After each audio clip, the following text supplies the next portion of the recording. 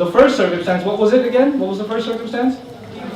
Something you've done yourself, and you're depressed about something you did. A lot of people have that. My recommendation is for you to carefully study the dua made by Musa alayhi salam. And you'll notice, as I talk, you'll notice that I keep trying to illustrate to you, the subject of my talk was the Qur'an's remedy for sadness. There's not one, there are thousands of remedies in the Qur'an for sadness, but I keep alluding to the fact that every time I get close to talking about a solution, what comes up? Dua. Every time I start talking about a solution, what comes up again? Dua comes up. Adam alayhi salam was sad. What did Allah give him?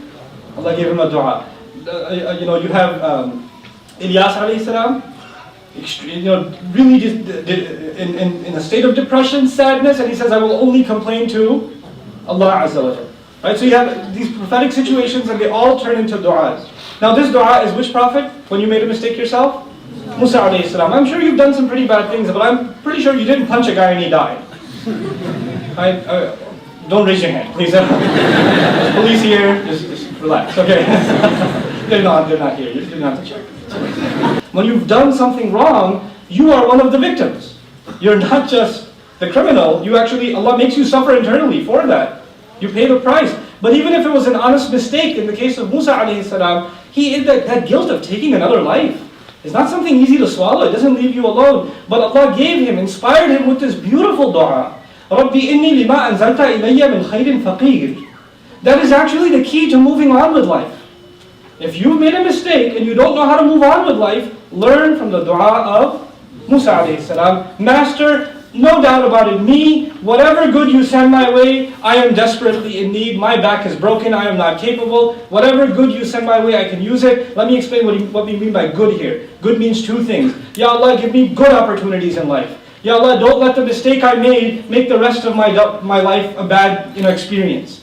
Don't give me sadness after sadness after sadness. Give me positive experiences and good opportunities in life. By the way, right after that dua, Musa alayhi salam got a job in the next ayah. Right, he made that dua, next ayah he got hired. And married. One ayah. It's pretty awesome. And that next ayah starts with a fa, which means therefore.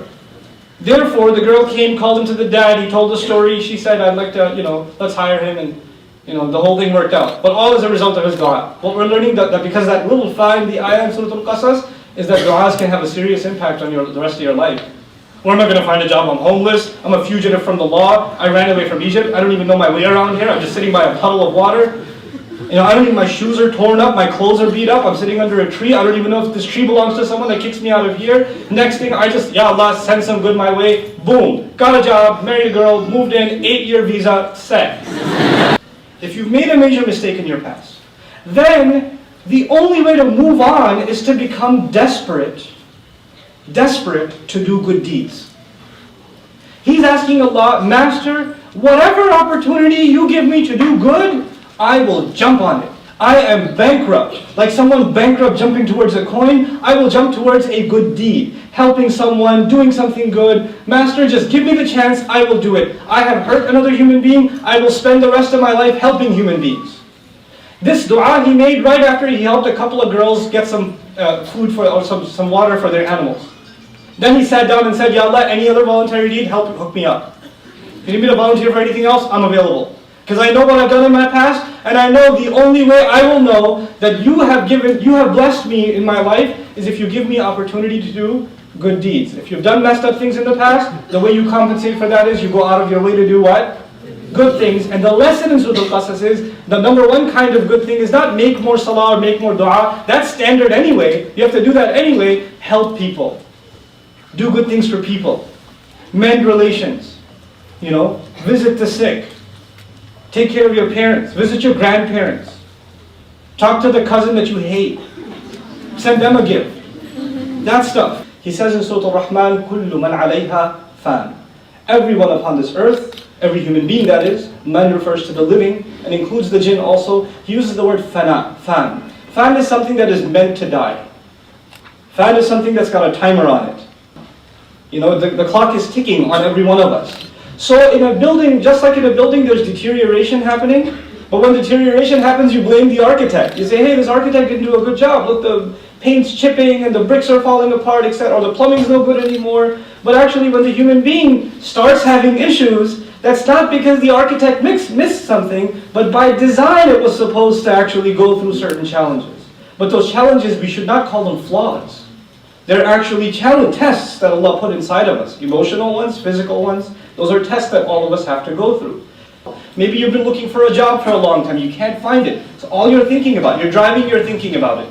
Maybe you were about to get married, and 2 months before the marriage, the other family said, no, we don't like you anymore. Assalamu alaikum. And you're in depression. Like, I had everything set. You printed the cards. It was up on my Facebook page, and now they say that huzn is an onset. It sets into a person after an incident. Something happens, and as a result, you become depressed. You were hoping something worked out your way, and it didn't work out your way. In other words, Allah is saying, they will have no grief, they will have no fears on them, Judgment Day. Believers will have no fears on them, and it won't be they that are in a state of sadness. It's not them that are going to be in a state of sadness. What does that seem to indicate? If it's not them that are in a state of sadness, that means somebody else is going to be. The hum there actually indicates somebody else in between parentheses. That's the beauty of the Arabic language. What we're learning from that is you will have states of sadness in life, in this world. Huzn will be there. But a perpetual state of sadness is actually not for you. And whatever huzn you're going through is nothing compared to the huzn of that day. Whatever grief you're going through, whatever suffering or emotional trauma you're going through, and I'm not minimizing it in any way, but what Allah is saying is the huzn of that day is the actual huzn. It's the actual huzn. And it's not like if you feel sad, you must not have good iman. That's not true either. We'll talk about that a little. That'll be my second part. Is it true that if we really had iman, we would never be sad? No, absolutely not. That's not true at all. Prophets experienced a great deal of sadness. Sadness is a part of life. It's a reality of life. The Quran is not there to eliminate sadness. The Quran is there to help us navigate it. Because it is one of the tests of life. Just like happiness is one of the tests of life. Just like anger is one of the tests of life. It's not like you can eliminate anger. You can't. These are emotions that were programmed inside of us. It's like saying, like you're eliminating one of the things that is inside you, like a limb. These are the unseen limbs of our being. If you're feeling you're the only one who has this, as a matter of fact, the word bath occurs in the Quran in one of the du'as that a prophet of Allah experienced continuous bath and huzn. إِنَّمَا أَشْكُو بَثِّي وَحُزْنِي إِلَى اللَّهِ. I complain about my bath. I'm not translating now. I'm complaining about, Allah says, this prophet says, I'm complaining about my bath and my huzn to Allah.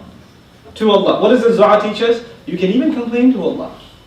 Just what that ayah teaches us, I don't complain to anybody else. I talk about my suffering and my pain, and what does the complaining mean? Complaining doesn't mean, Ya Allah, come on. I'm so depressed. Help me out here. No. You know when you go to the doctor and complain? You don't slap the doctor and say, hey bro, you don't talk about it. Why'd you make me have allergies? You go and complain to the doctor because the complaint is actually a form of you getting his sympathy and his healing. Because when someone is sad, what do we usually tell them? Be patient. Nobody ever tells you how. Everybody says be patient. Patience is a goal. There's no how to patience. You get there. You can't just say, oh, be patient, okay. Patient, got it. You can't do that. Still not coming. You have to do certain other things that get you to patience. Patience is not something you can just do. It's an acquired power. It's an acquired power. It's not something that's innate inside of us. That Allah Azza wa Jalla gave us the key to nurture patience. As a matter of fact, they're out in the middle of the desert, they don't have food supplies, and there's the sadness and trauma of that terrible history that they've lived. And yet Allah Azza wa Jalla, through the mouth of Musa alayhi salam, has them listen to this khutbah. وَقَالَ رَبُّكُمْ لَإِن شَكَرْتُمْ لَأَزِيدَنَّكُمْ. Your master said if you could just be grateful even a little bit, he would absolutely guarantee, he said, I guarantee I will increase for you. I will give you more and more and more and more and more. What did he bring up? What things should you do? Be patient? No, be what? Be grateful. How are you telling a people that have lived nothing but misery? They've lived nothing but misery. And you're getting up on the minbar and you're telling them you need to be what? Grateful. You need to be grateful. This is the key remedy to sadness. The change of thought. Instead of thinking about patience, because patience means you're thinking about the trouble you had and now you're being patient over it. The messenger, Musa alayhi salam, changed the mindset of the entire people. He's saying, don't think about the sad things that have happened in your life. You need to focus on the good things that have happened in your life. And when you focus on the good things that have happened in your life, who will you give credit to? Allah Azza wa Jal, and that will make you grateful. And when you become grateful, what becomes easy? Patience becomes easy. When gratitude is not there, patience is impossible. Why do our ulama call sabr and shukr two wings of a bird? Bird can't fly with one wing. Why do they call it that? There's a reason. Because without gratitude, these people can't move on with their life. The Muslims will have to learn these remedies from the Quran. These are not going to come to you. I can talk about this. But it's not going to stick with you. What will stick with you is your relationship with the Quran. And when Allah removes your sadness from the Quran, when you personally become you have an emotional attachment to this word, to the word of Allah.